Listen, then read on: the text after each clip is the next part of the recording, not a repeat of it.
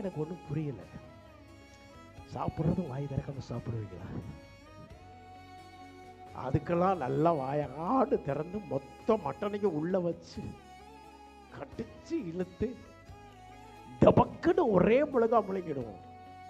இந்த வாய் வார்த்தை மட்டும் என்ன செய்ய மாட்டேங்குது, வர மாட்டேங்குது. தூக்கிட்டு போறான் உடன்படிக்கை பெட்டிய தூக்கிட்டு போய் அங்க தாவீது ராஜாங்கிறதையும் மறந்துட்டு அவன் பாட்டுக்கு ஆடுறான். என்னடா இப்படி ஆடுறான்? அவங்க பொண்டாட்டிங்கன்னா பயங்கரமான டென்ஷன். சவுலு மகள், இவர் ராஜான்னா இவ்வளவு மதியீனமான காரியத்தை செய்வாரா? இந்த உடன்படிக்கை பெட்டிக்கு முன்னால இவர் ராஜாங்கிறதைய மறந்துட்டு இப்படி போய் நின்று ஆடுறாருன்னு பார்த்த உடனே உள்ளத்துக்குள்ள நகைச்சான்.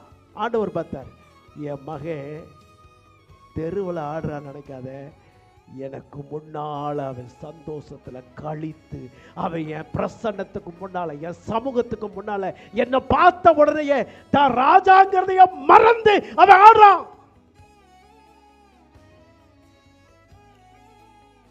நமக்கு ஆராதனையில நம்ம யாருன்னே தெரியாம வந்து ஆராதிக்கணுங்க.